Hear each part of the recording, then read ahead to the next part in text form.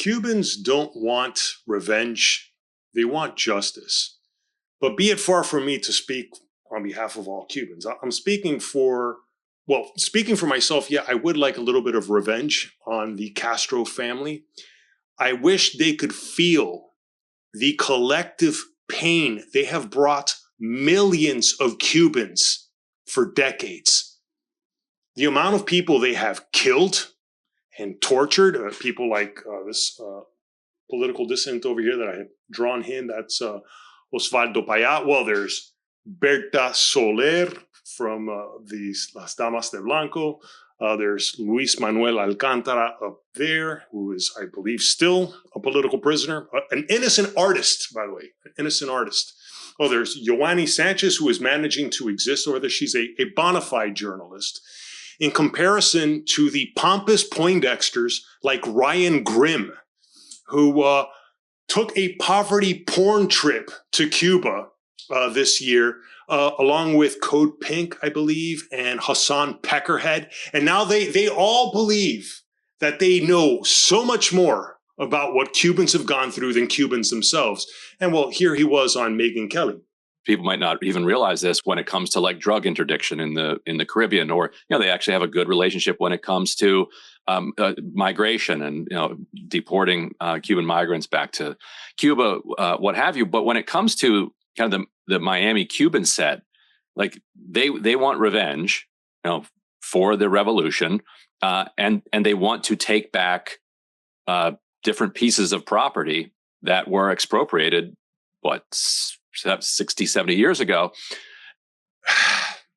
This is, first of all, it's more than just properties. People want to be reunited with their families.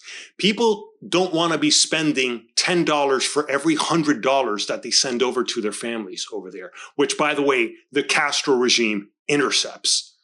And I should know, every time I send over what I'm assuming are five $20 bills to a relative, they receive a single $100 bill, which makes it very difficult for them to use.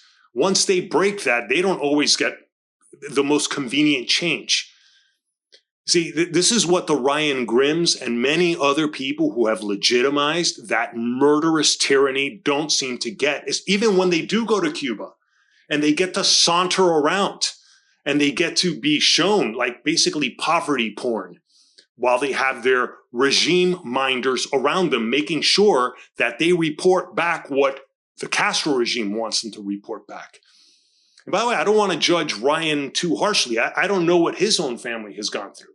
Maybe he's so U.S. involvement because maybe he had relatives that fought in the Vietnam War or maybe World War II. I don't know what his family story is. I don't know if he has prisoners of war. I don't know if he's got political relatives that were political prisoners like so many Cubans have. I think almost every Cuban has at least one relative that wasted away for over 10 years in a prison in Cuba.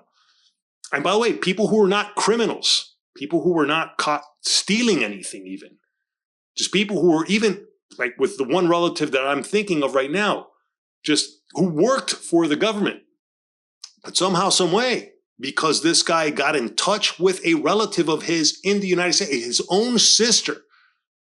And back in the late 60s, early 70s, that was forbidden by the Castro regime. See, all the misery over there, that's not the U.S. embargo. That's been this murderous tyranny run by one family. And hopefully now Raul Castro is officially indicted. Hopefully there will be some true justice. Hopefully Cuba Libre will be more than just a rum and a Coke. Because that's a drink that many Cubans, or at least many Miami Cubans, like over here. It's rum and Coke. It's called Cuba Libre. And hopefully it'll be a reality now. And it's just a shame. It's a shame that so many people have to endure these tyrannies when you have these useful idiots that continue to legitimize them. People who would rather make Donald Trump look like a fascist dictator, but somehow, some way, the Castros are just these innocent champions of social justice.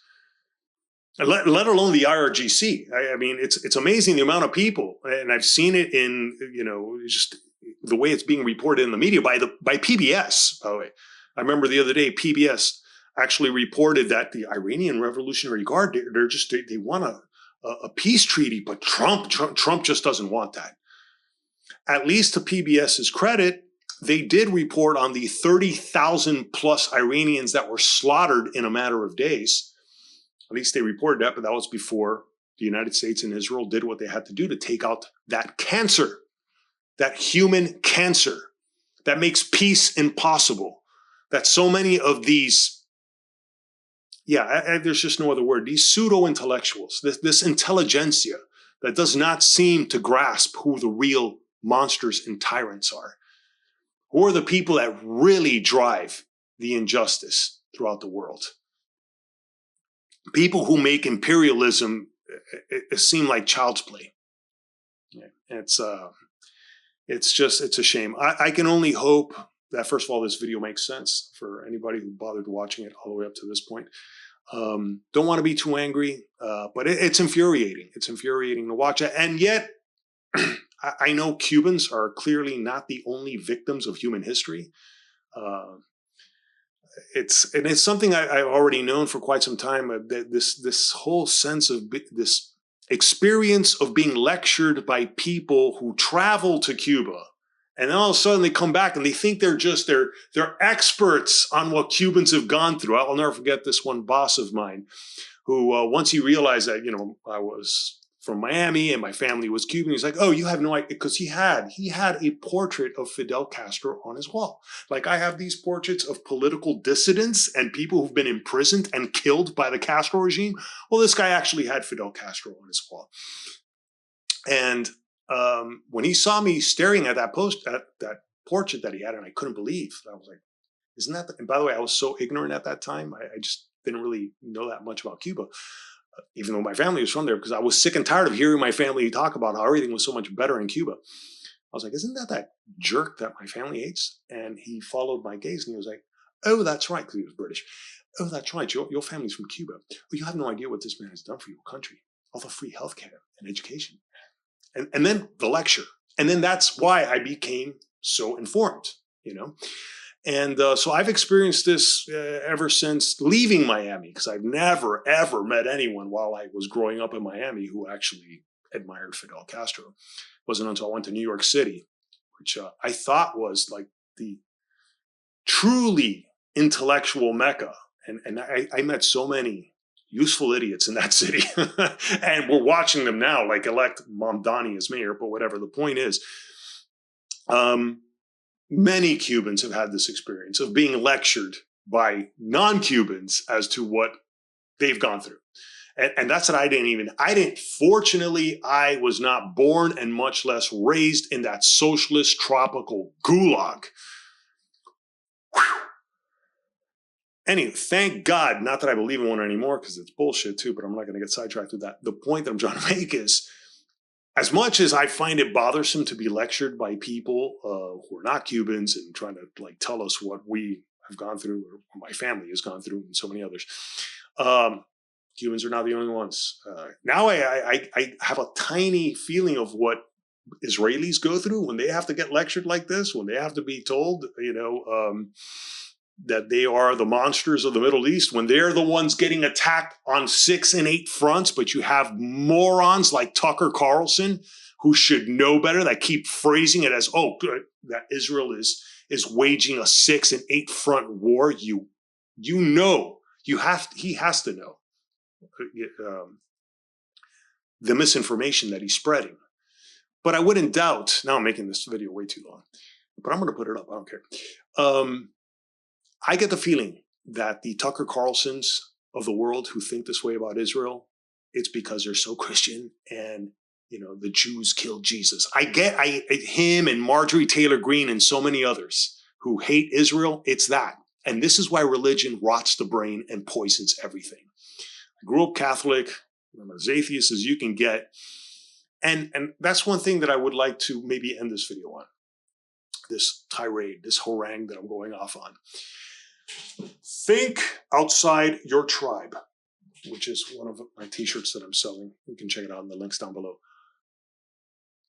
if there's one thing I did learn from my family the hard way is that communism never works. And it's more than just the communism that doesn't work. It's the murderous tyranny, the authoritarian tyrants that it takes to run a communist economy. That's why that's the real threat. It's not only that communism, even with its best intentions, it's never going to work. It bottlenecks innovation. When everybody owns everything, nobody owns shit. But it's always a murderous regime behind that.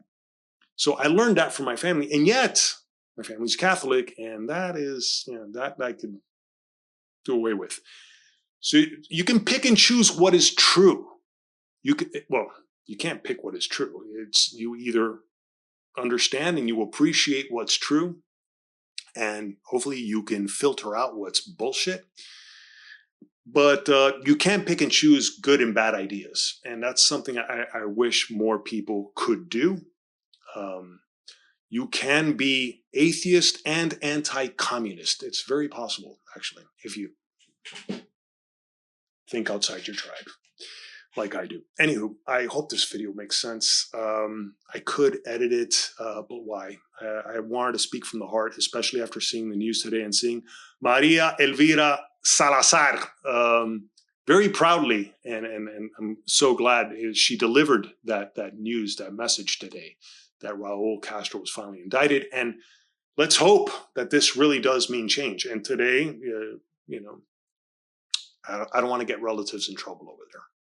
I don't want to get relatives in trouble, but let's just say that Cubans over there really want, it's not just that they want change. They want that cancerous, murderous family, the Castros, because it's not just Raul. No man rules alone, especially when you're 95. They want them gone. And not just the Castros. They want the rest of them. They want the rest of those lymph nodes out of there. Anywho, we can only hope that that'll happen. We hope it'll be a peaceful transition. We hope it'll be something better than what's going on in Venezuela, where they kind of left most of the tumors in place, unfortunately, after they took out Maduro. But hopefully, if they can Maduro Raul Castro out of Cuba real soon, and he can rot in a prison here, the way he has made so many political prisoners rot in Cuba, that's about as much justice as most Cubans could hope for. Anyway, if you like this video, please give it a thumbs up, subscribe to the channel, check out the links below for my original art and merchandise, and thanks for watching.